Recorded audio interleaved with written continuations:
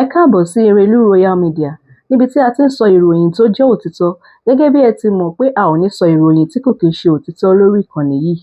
Àwọn ohun tó ń lọ ní orílẹ̀-èdè wa tí a lè fi kọ́gbọ́n àti oríṣiríṣi àṣírí ló wà nínú fídíò yìí. Ẹ bá mi like, comment, share, subscribe. Ẹ jẹ́ ká jọ wo fídíò yìí. Let's call a spade a spade. Ṣọ́ra mi ò tó bínú ni.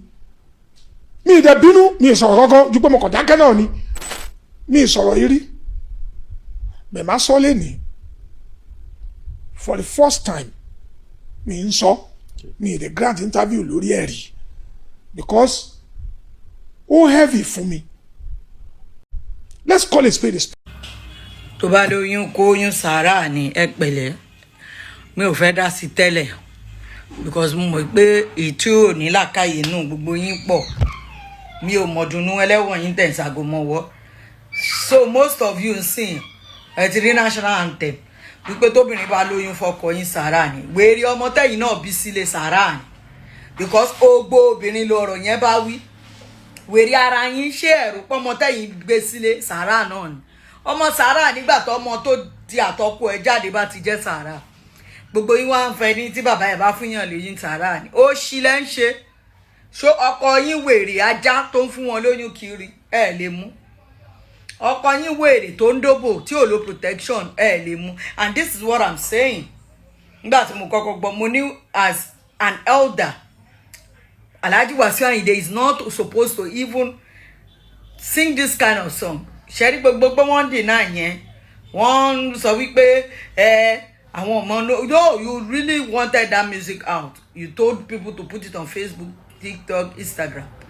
Elder ní àgbàlagbà ní your role model. Stop encouraging nonsense. Àwọn young boy tí wọ́n fẹ́ kàn ṣe tẹ́lẹ̀ ńsìn. Wọ́n á fọmọ lọ́mọ lóyún everybody á máa sọ pé sàárà ni. Kílẹ̀ ń kọ́ society. Indecency, immorality, how to be irresponsible. Gbogbo sàárà ni yẹn, it's not making any sense. Ṣé odindi ọmọ téèyàn gbé fún 9 months ní sàárà àtẹ̀yìn obìnrin aláìlọ́pọlọ. Kí ló ń fancy yín, kí ló ń dùnnú yín? Ọmọ tẹ̀yìn náà bí sàárà ni náà. Oyún tẹ́ bá ti gbé fún 9 months sàárà náà ni because this thing is a disgrace, is an insult to every woman. Because tó bá ní wípé ìwọ wọn fẹ́ ní ṣùlọ́ka àwọn ọmọ tó bí ńkọ́ ṣé wọn lè lórí sàárà lọ́la ni. Ani ká pẹ̀nu kọ̀ọ̀ká bó lè gbogbo yín ẹ̀ ń dunnú torí pé ẹ̀ wà nílé ọkọ. Àwọn olórí burúkú ọkọ tẹ fẹ́ tó bá fúnyàn lóyún plus and minus gbogbo ọkùnrin ní omi yọ anybody ilẹ̀ o. Gbogbo àwọn ọkùnrin tó bá fúnyàn lóyún should be responsible to cater for the child. In every country wọn kì í fọ̀rọ̀ ọmọ ṣeré, but when it comes to Nigeria mentality yẹn shallow minded ọpọlọ tẹni. You think this is a cruise. Wọ́n fi womanhood wọlé. Ṣé a slap to one is not a slap to all? Àtẹ̀yìn náà Alhaji ẹbí ọmọ obìnrin púpọ̀. Ṣé àwọn ọmọ yín gbogbo wọn ti wọlé ọkọ ni? Ṣé wọ́n ti wọlé ọkọ tán? Tẹ́ ẹ sọ pé sàrà ni. So tọkùnrin kan bá gbọmọ yín sì tó fún lóyún, sàrà lóyún ẹ̀ tó bá fún. Because I don't understand. You need to go and change that music. You need to sing because àwọn ọmọ tẹ́ ń kọrin fún ìwọ̀n lọ́pọlọ. Àwọn boys tẹ́ ń kọrin fún ìwọ̀n lọ́pọlọ. Kò tí ẹ ń ṣe yìí dẹbí àwọn ọmọ obìnrin púpọ̀ tí wọ́n ti máa rí. Àmọ́yé mi tó ti kúrò nílé ọkọ tó ti padà sílé yín. Àmọ́yé mi tó wà nílé yín tó sì fẹ́ fọ́kọ. Irú orin wo lẹ ń kọ yẹn? You are polluting the society. We don't want that. Womanhood is something téèyàn máa is a precious. Ẹ náà àwọn ọmọ obìnrin púpọ̀. Tó bá dọ̀ láǹsìn téèyàn kọ́ bá fún ọmọ yín lóyún tí ò gbà. Tóun náà kọrin fọ́mọ yín pé bàbá ẹ̀kú ti sọ pé sàrà. How will you feel, sir? No, ẹ má jẹ́ ká torí ẹ̀mí ìfẹ́ dá sáwọn ọ̀rọ̀ because the way tí mo ṣe máa gbé èmi máa ṣí yín lọ́pọlọ ni. What is funny in it? What is funny in it? You àtẹ̀yàn any consensual intimate as ọkùnrin àti obìnrin. Are you not going to responsible for it? Why tó lo protection? Why can't you use a CD as àgbàlagbà ọkùnrin? You don't want ọmọ. Why are you having wrong intercourse with obìnrin? It's common sense. Don't let us make this a norm. Àwọn ọmọkùnrin ìsìn tí wọ́n lò pọlọ. Ẹ máa sọ pé kọ́ lọ máa ṣẹ́yún fóbìnrin. Asao now. Ẹ̀yin obìnrin náà mo wá rí yín ẹ̀ wá máa bèrè ìkan ó tiẹ̀ gbọ́ ọmọkùnrin ẹ̀ sẹ́gbẹ̀ẹ́. Òun bá yí ọmọ ẹ̀ jẹ́ ni. Because òun bèrè lọ́wọ́ ẹ̀ pé tí bàbá ẹ̀ bá fúnyàn lóyún. You married an irresponsible man. Go and deal with your dog. We don't care. ọkùnrin tó bá ti fìyàwó ẹ̀ lẹ̀ tó ti lọ fẹ́ lòmíì irresponsible ni àbí whatever you want to call it tó bá dẹ̀ jẹ́ pé fẹ́ lòmíì ni stop bringing your frustrated life online kẹwàá máa sọ wípé tó bá lóyún how is it Sarah bó ṣe fún ẹ lóyún ló ṣe fún wọn kàtàn ẹ̀ sókè ni is that making any sense ṣó lọ́pọlọ ṣá ẹ rò pé ẹ ń cruise là ẹ ń ṣe òṣì ara yín ẹ wá ń pa àwọn ọmọ yín tó bá fún yín olùkóyún ọmọ yín obìnrin ẹ pé jókòó náà Sarah ni wọn lọ́jọ́ ọ̀la ọmọ yín ọkùnrin tó bá ti fún yín lóyún Sarah láyé ẹ̀ náà lọ́la because nǹkan tẹ́kọ̀ rárá ń pè ní cruise yóò dìgbà tó bá ya ọkàn náà àwọn ọmọ yín wèrè àbí tó bá tí wọ́n jẹ́ tí wọ́n rógòlò mọ́ tó bá fún àwọn ọmọ ọlọ́mọ lórí tó bá sọ Sarah ìyá àwọn yẹn náà dẹ̀ bá tiẹ̀ jẹ́ ayé ẹ̀ náà di Sarah because I don't understand nǹkan tó mú cruise wá pé and disgrace womanhood and disgrace bíbí obìnrin tó yẹ ká máa condemn nonsense so does this mean wípé inú yín dùn sí àbí èèyàn tó fẹ́ èèyàn fún 7 years kí result wo lẹ expect àbí ọmọ obìnrin yẹn tó bímọ fún Wàsíù kò sọ pé 7 years làwọn fi lóyún so gbà tẹ́ ń dóòbò kí lẹ expect award ló yẹ kó fún yín ni àbí gold medal tẹ́ bá ń dó obìnrin tẹ́ ń dá àtọ̀ sí lára kí ló yẹ kó jáde nínú ẹ̀ kó ń ṣọmọ ni you all are stupid ẹ̀yin tẹ́ bá ń gbé kíní tẹ́ ń gbé gẹ̀gẹ̀ lẹ́yìn àtọ̀ nínú wúwo obìnrin tó wọnú ẹ̀gì kí lẹ expect ó yẹ kó bí gold àbí diamond ní ọmọ kọ́ ló máa bì ní why tó ò ṣe fílẹ̀ nígbà tó mọ̀ pé òní kankan fi ṣe wasted our time and our energy àtẹ̀yìn obìnrin náà tẹ́ ẹ̀ ná pọlọ you wasting your time on irresponsible men ẹ máa tẹ̀lé ọkùnrin á ti máa fún yín green light you yet because kọ́ lè máa rí yín mọ́kùnrin it's not a must kẹ́ nọ́kùnrin every child is a blessing every child is a blessing because mọ nǹkan tọ́mọ yẹn máa dà kó so oyún kóyún àtòrí burúkú tẹ̀yìn bá dà síbẹ̀ ní kẹsọ àtòrí burúkú ló ń do ọmọkọ́mọ because ẹ̀yin náà ti sọ náà oyún kóyún ló ọmọkọ́mọ oyún kóyún ló ń do eré kéré àbí kí ló ọmọkọ́mọ ló ń dilé rárá àwọn òní bá wọn gbóyún kóyún débi tá a máa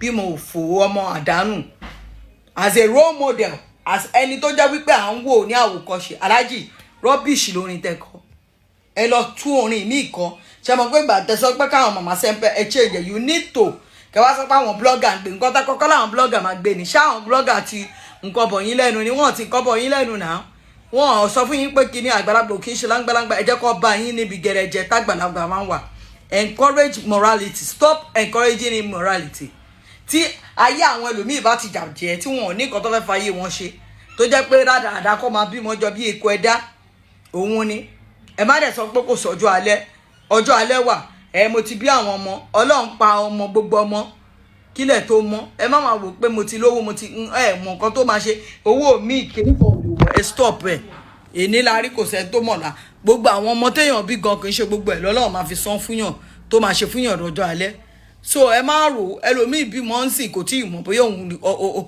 ọmọ tóun gbà tán ló máa sin òun lọ́la ẹ má máa sọ pé ọjọ́ alẹ́ mi ti dá no ẹ má rò pé àwọn ọmọ tó kú wọn ò lè wúlò ọmọ mi báyìí á ti dàgbà Ọlọ́run má jẹ́ àríkú ọmọ gbogbo abẹ́ àmọ́ ayé ẹ̀ níríkú ọmọ o bọ́ ọmọ mi àti ìdàgbèyàn á ti tọ́ débi wípé yẹ kéèyàn fẹ̀yìntì Ọlọ́run má jẹ́ kọ́ rókú ọmọ bá wa ń lé because orí ẹlòmíì èèyàn ò lè ṣẹ́ o orí ọmọ mi ẹ̀ lè ṣẹ́ o kì í ṣe tó owó kò ń ṣe ti oúnjẹ kò ń ṣe ti school bẹ́ẹ̀ bá lè máa fi tọ ẹ̀tọ́ àbíjọ́ wà nú ọmọ yìí so ẹlòmíì màmá ni mo ti bímọ débì kan ogún ọmọ òótọ́ lọ́run pa ẹ má jẹ́ ká máa ṣe mistake ẹlòmíì bímọ láàárọ̀ ọgbà tó dọjọ́ alẹ́ kò rọ́mọ sí ẹ jẹ́ ká wà careful o ilé ayé yìí ó gbẹgẹ gan-an ilé ayé yìí ó lọ fáfà ẹjọ́ nítorí Ọlọ́run there are some things téèyàn fi ń ṣeré kò dẹ̀ yẹ kéèyàn máa fọmọ ọkọ kẹ́kan gbogbo ọmọ tó bá tàjẹ́ lára èèyàn òun ló ọmọ o ẹni ọmọ bá sin ló bímọ o gbogbo ìtẹ̀sọ̀ yìí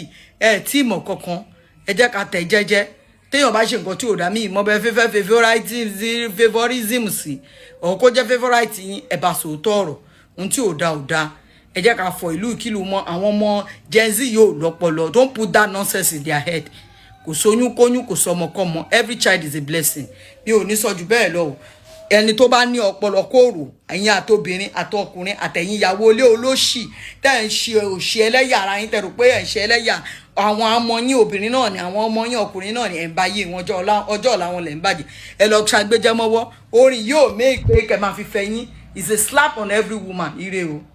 lórí ọ̀rọ̀ Alhaji Wasiu Ayinde àti arábìnrin tó bímọ fún wọn ṣe rí obìnrin lọ́yìn ọ̀tá obìnrin o obìnrin lọ̀tá obìnrin. Ṣùgbọ́n àkọ́kọ́ lórí ọ̀rọ̀ obìnrin yẹn, ọmọge ló wà, azin kò tí ì bímọ kankan rí nígbà tó wọn àtàlájì, ọmọ kan tó kọ́ bí rí láyé ẹ̀ náà nìyẹn. So kò kí ń ṣe single mother débi pé bóyá ó ti lọ dánlé ọkọ méjì wò mẹ́ta tó wá ti torí owó tó gbọ́dọ̀ Alhaji Wasiu Ayinde lọ o. Alhaji Wasiu Ayinde máa lọ ń ṣe pedicure lọ́dọ̀ ẹ̀ lọ̀rọ̀ fẹ́ fi wọ àárín wọn o. Wọ́n date fún 7 years gẹ́gẹ́ bí arábìnrin yẹn ṣe sọ. Púpọ̀ àwọn èèyàn, àwọn obìnrin kan wá ń jáde, wọ́n ń sọ̀rọ̀ rádaràda sí pé èlò náà ń ta oògùn tó fi máa ṣẹ́ oyún ẹ̀ dànù, èlò náà ń ta gbá, èlò náà ń ta wo. Àwọn kan tiẹ̀ ń jó sórí yẹn tó jẹ́ àwọn obìnrin táwọn náà ń kaṣọ sínú, òun kálukú wọn ń ṣe bó ṣe wù wọ́n. Ṣùgbọ́n ṣe rí bí nǹkan kan bá ti ṣẹlẹ̀ sẹ́dá kan rí, àwọn tó bá ṣẹlẹ̀ sí yẹn a máa rí wọn bíi pé wọn mọ̀ ọ́n ṣe, a máa rí wọn bíi pé màá kàn yà síbì kan, mi ì fẹ́ sọ̀rọ̀ jù ń bẹ̀. Ṣe rí ibi tí màá yà sí ni wípé ẹ̀yin obìnrin tẹ́ ní làákàyè, àkọ́kọ́ ìwọ tó bá ti nírú ìpèníjà báyẹn rí fi kọ́gbọ́n. Ẹ̀yin tí ẹ bá ti nírú ìpèníjà tó ṣẹlẹ̀ sóbìnrin rí, ẹ̀yin ó ti gbọ́n yàtọ̀ sáwọn tí wọn ò tí ì nírú ìrírí báyẹn rí, so that kò ní jọjú yẹ̀yẹ́ náà ní á dà lójú wọn. Ṣé mọ̀ wípé irú obìnrin yìí, àwọn èèyàn oríṣiríṣi wọ́n pè mí pé àwọn náà ti pass through something like this tó ṣẹlẹ̀ sóbìnrin, àwọn ti pass through ẹ̀ kọjá. Kí ló ẹnìkan ní òun kò ní àsìn pé ọkọ òun tóun fẹ́, ó fẹ́ ọmọọṣẹ́ òun wá níláyé kò lè ṣeé ṣe, so ọkọ òun dẹ̀ kúrò nílé fáwọn pẹ̀lú ọmọ mẹ́ta.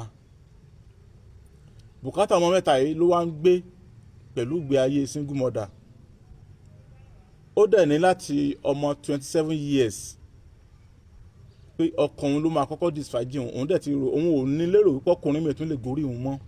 Òun wá pàdé ọkùnrin míì tó pàdé yẹn ó ṣèlérí fóun. Ṣe mọ̀ pé àwa ọkùnrin tá a fẹ́ ṣe nǹkan tá a bá ti débẹ̀ dáadáa, tá a ti débẹ̀ rárá gan, kò sí tí a lè sọ gẹ́gẹ́ bí àdéhùn. Ó ṣàdéhùn fún un, ojoojúmọ́ ní a máa pò ilé arábìnrin yẹn, ẹgẹ́ tiẹ̀ a máa ṣàwọn nǹkan oríṣiríṣi fún un. Ṣé mọ̀ wípé obìnrin ọ̀tọ̀ ní bọ́kùnrin sì lè ronú, ọ̀tọ̀ ní bóbìnrin sì lè ronú. Òun ti rí pé bóyá ilé máa gbà òun, wọ́n bẹ̀rẹ̀ sí ní bára wọn sùn, wọ́n dóra wọn, and then ẹni tọ́kọ ti fílẹ̀ tipẹ́, wọ́n bẹ̀rẹ̀ sí ní bára wọn sùn débi wípé ó lóyún. Ìgbà tó lóyún, ọkùnrin change ọ̀rọ̀ di wàhálà, ó bẹ̀rẹ̀ sí ní threat yẹn débi pé obìnrin yẹn lọ ṣẹ́yún, oyún yẹn ò tún ṣẹ́tán, oyún ìbejì. Oyún yẹn lobìnrin yẹn tún yọ tílé ọmọ ẹ̀ fi bàjẹ́ tí ò fi lè bímọ mọ́. Ọkùnrin yẹn tún wá máa fọlọ́pàá gbé. Àwọn nǹkan burúkú ṣà ń ṣẹlẹ̀, ẹgẹ́ tiẹ̀. Ṣé mọ̀ wípé tí ò bá kò nílé ọkọ àárọ̀ rẹ̀, tí wàhálà kankan ò bá ṣẹlẹ̀, tí ò kò nílé ọkọ àárọ̀ ẹ̀, irú nǹkan yẹn ò ní ṣẹlẹ̀ sí. Ok, káwá zùn pé ìbejì tó bí ìbejì yẹn o, ọ̀dọ̀ ọkọ ẹ̀ ló bí sí. Ṣé mọ̀ pé lóòótọ́ ọkọ ẹ̀ fún ọmọọṣẹ́ ẹ̀ lóyún, bọ̀ síbẹ̀síbẹ̀ náà kò ní wà nínú ìdààmú tó wà yẹn. Ṣé rí ẹ̀yin obìnrin pàápàá jùlọ, mi ì lè fáwọn tán ti wà ní single mother nímọ̀ràn mọ́, bọ̀ ìmọ̀ràn tí mo lè fáwọn tó jẹ́ single mother ni wípé ẹ má ti torí wípé èèyàn kan ó wàyàmì tẹ́tì rò wípé òun lẹni náà tá a rán sí yín tó lè bá yín tán ìṣòro yín. Ọ̀pọ̀lọpọ̀ àwọn tẹ̀lé pé wọ́n á tán ìṣòro yín yẹn, wọ́n ò tún bá yín dákun ni. Àwọn tẹ̀yìn rò wípé olùgbàlà rèé, bóyá lè ní ẹni tá a rán sí mi tó lè bá mi tán ìṣòro mi, púpọ̀ nù wọ́n ò tún bá yín dákun. Àwọn míì ò lè yọ ọ̀yàn kúrò, ṣùgbọ́n wọ́n ò tún bá yín dákun. irú ẹ̀ ní irú ètò ṣẹ̀ láàrin lady tó bímọ fún Alhaji Wasiu Ayinde yìí tó ti rò wípé bóyá wọn ó gba òun ṣùgbọ́n tí wọn àmọ́ ṣe sówó tá Alhaji Wasiu Ayinde ó ná fún un àbí tí wọ́n fi tọ́mọ ẹ̀ ní òsì ni èèyàn bẹ́ẹ̀ fáwọn tó jẹ́ single mother ṣé wọ́n rà wọ́n tí tí sí ń pò single mother gbogbo òṣòro tí ò bá máa dé bá yín nílé ọkọ yín tàbí àwọn ìrìn tẹ́yìn gan bá rìn tẹ́ mọ̀ wípé yóò da ilé yín rú ẹ̀ bá lọ jáwọ́ kúrò ńbẹ̀ torí wípé bẹ́ẹ̀ bá rò wípé bọ́kọ bá kọ̀ mí lẹ̀ ẹ má máa gbọ́rọ̀ àwọn ọ̀rọ̀ wèrè kan táwọn kan máa ń sọ ní social media wípé ọkùnrin ò sí gbá ẹ kó ńbẹ̀ ẹ sí gbá kan yẹn o ẹ má dúró lórí pé bọ́kọ bá kọ̀ mí lẹ̀ irú Ọlọ́run ni ò sí irú èèyàn pọ̀ máa lọ síbòmíì n tó wà lẹ́yìn ọ̀fà ojú èjé lọ because àwọn tí ẹ rò wípé wọ́n wà ń ta yẹn náà àwọn yẹn náà wọ́n yìí ṣe áńgẹ́lì o èèyàn bí àwa yìí náà ní o ọkùnrin lọkùnrin yóò máa jẹ́ o ọkùnrin ló ní ìlérí bọ́kùnrin bá kọ́kọ́ pàdé ẹ ó lè ná 1 million fún ẹ o lẹ́yìn tó bá ti débi tó ń lọ tó ti lọ bó ṣe ń gbé kọ́ ẹ̀kọ́ ni a sì máa gbé mọ́ owó tó ti wá ná fún ẹ yẹn wàá padà kábàámọ̀ rẹ̀ because nígbà tí yóò bá bẹ̀rẹ̀ wá rẹ̀ wàá dá rẹ̀ lẹ́bi wípé kí ló kó mi tó ti kúrò fún ẹ̀yin ìyá wa ẹ máa rò dáadáa kẹ́ tó bá wọn ọkọ yín jà ọ̀tọ̀ náà àwọn tọkọ wọn kú o tó jẹ́ wípé wọn ò lọ́kọ ni wọ́n fi ń pàdé irú àwọn èèyàn bẹ́ẹ̀. bàbá ní kó àwọn obìnrin míì sọ tó gbé wọn dé ipò single mother kò sẹ́ni tí ò ní rọ́rọ̀ sọ ṣùgbọ́n ẹ máa ronú lẹ́ẹ̀mejì ẹ rò dáadáa kẹ́ ẹ tó tún tẹ̀ wájú kó má bàa wá di àbámọ̀ fún yín lẹ́yìn wọ́ ọ̀la. arábìnrin tó bímọ fún Alhaji Wasiu Ayinde yìí kò tí ì bímọ fẹ́ nìkan kan rí wọ́n dẹ̀ date for 7 years ó possible kó ti kí nínú àdéhùn tá ń jọ sọ k'Alhaji Wasiu Ayinde sọ pé àwọn máa fẹ́ ó possible kóun náà ti rò wípé olùgbàlà mi rè tí ó gbà mí inú ẹ̀ dẹ̀ máa dùn á máa fi wọ́n yangàn wípé ṣé òun ọkọ mi ni lágbájá lọkọ mi yes ó lè ṣẹlẹ̀ ẹ̀yin tẹ́ ń fi ń ṣe yẹ̀yẹ́ òǹkàlùkù kàn ń mú topic lára ẹ̀ ni torí pé kò tí ì ṣẹlẹ̀ sí yín rí ẹ má fẹ́ gbajúmọ̀ nítorí owó tàbí orúkọ ìwọ tó bá ti mọ̀ pé ò léèyàn yẹn fẹ́ rò lẹ́ẹ̀mejì kó tó tẹ̀lé irú àwọn èèyàn báyẹn lọ.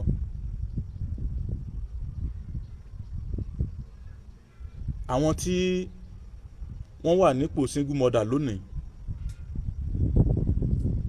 púpọ̀ nù wọn ojú wọn rí tó irú arábìnrin náà sì yìí ẹja kàún náà kún single mother because ó ti di single mother báyìí pẹ̀lú nǹkan tó ra ṣẹlẹ̀ sí yẹn ó ti di single mother báyìí kò sí nínú kádàrá wípé òun àti Alhaji Wasiu Ayinde tún lè fẹ́ra mọ́ tàbí wọ́n tún jọ sọ̀rọ̀ báyìí bí ò sórí fóònù bóyá tọ́lọ́ bá padà kó sí wọn nú tán náà fẹ́ tọ́jú ọmọ. ẹ máa rò lẹ́ẹ̀mejì ẹ sọ ìrìn àjò ẹsẹ̀ yín torí pé bẹ́ẹ̀ bá kù níbi tẹ́ ẹ ti ní àlàáfíà ibi tẹ́ ẹ ń lọ yẹn kì í sí áńgẹ́lì ló wà ń bẹ̀ wọ́n á tún padà wá dákún ìṣòro yín ni. Ọlálékan Àyìndé abẹ́rẹ́ ọ̀rọ̀ ló kọ mi nọ́mbà mi fún polówó ọjà ní péjì wa tàbí lórí rédíò tàbí ní TikTok bí 08067109598. ẹ̀yin tẹ̀dẹ̀ ń pè mí pé ẹ ní ìdìrànlọ́wọ́ mi èmi èso olówó ẹ ṣeun. àṣeyẹ lálákọ̀ máa ń ṣe pọ̀ ire ẹ bá ṣàṣe lágbára ọlọ́wọ́ bá o lágbára ọlọ́wọ́ bá Ifábùkọ́lá Ifá mi ìgbèrè bàbá mi kẹpẹ́. Bẹ́ẹ̀ ni o Elédùmarè fi àṣẹ wí bẹ́ẹ̀ jẹ́ bẹ́ẹ̀ ṣe wí àtẹ̀gbò ṣùgbọ́n ó ní àwọn ẹ̀dá kan tẹ́lẹ̀dùn àfihàn wípé kí wọ́n máa fi tú kí wọ́n sì máa fi ṣiṣẹ́ ìwòsàn. Àdúpẹ́ o Elédùmarè ó ṣeun ẹja tó ń da ibú náà mú òjò apá lọ. Babaláwo Ifá Bùkọ́lá Ifá Glory àtàndá olórí àbọ̀là ní Èdùmarè ń lò lọ́wọ́lọ́wọ́ láti kojú gbogbo àìsàn àti ìdí ayé gbogbo tó ń da ọmọ ènìyàn láàmú. Àbá ẹ bá mi kálọ̀ o sátọ̀rọ̀ àtàndá olórí àbọ̀là gbèsòro débẹ̀ dandan yóò dẹ̀rọ̀ o gbogbo ayé ló lọ síbẹ̀ o. Irú ìṣòro àìsàn wo ni tiẹ̀? Àìní iṣẹ́ gidi lọ́wọ́, ìpọ́njú, ìkórira, promise and fail, ìjákulẹ̀ lẹ́nu iṣẹ́, kí èèyàn ṣiṣẹ́ kó má lákòjọ. Ogun ni àìrọ́mọbí, àìrọ́kọ tàbí aya rere fẹ́, oyún ìjó tàbí oúnjẹ ojú oorun. Báwo ra rẹ̀ ràn? Kéèké ojú kó jàǹkárí wọ̀. Ìdènà ni ẹnìkan kò lágbára o àyàfi ọba Èdùmàrè tó ní káwọn ẹ̀dá kan máa fi ewé àtẹ̀gùn ṣèwòsàn kó sì rí bẹ́ẹ̀ ṣe bẹ́ẹ̀. Ọ̀gọ̀ọ̀rọ̀ àwọn èèyàn ni wọ́n ti dá láyọ̀. Babaláwo Ifá Bùkọ́lá Ifá Glory àtàndá olórí àbọ̀là ẹ ṣé o. Ẹlẹ́dùmarè tó ń tú àṣírí gbogbo ogun fún yín ò ní padà. Ẹ̀yin náà kàn sí wọn. Gbogbo ẹni tí ayé rò pé kò lè rí ọ̀nà àṣeyọrí mọ́. Bóyá ẹ̀yin sì fẹ́ bọrí tàbí ẹ fẹ́ bá Ifá ní gbólóhùn. Ẹ tún lè ta Ifá lọ́dọ̀ wọn. Ẹ kàn sí wọn nílùú Ọ̀yọ́ Aláàfin. Bus stop tẹ́ ẹ bá ti dé. Kí ẹ sọ fún ọlọ́kadà wípé ọ̀dọ̀ bàbá Ifá Bùkọ́lá Ifá Glory àtàndá olórí àbọ̀là lẹ́ ń lọ. Wọ́n wà ní ìlú Péjú 1 Sábò Ọ̀yọ́ Aláàfin. Telephone 0803-834-8630 tàbí 0705-288-8104. Ọ̀kàràkà yìí ná Ifá gbáyé lọ. Ìrí òkè gbogbo wa. Kí ló ní í di o? Yóò yẹ wá o, kò ní yẹ ẹ lẹ̀ fún wa. Ó ti rí bẹ́ẹ̀, ó ti ṣe bẹ́ẹ̀.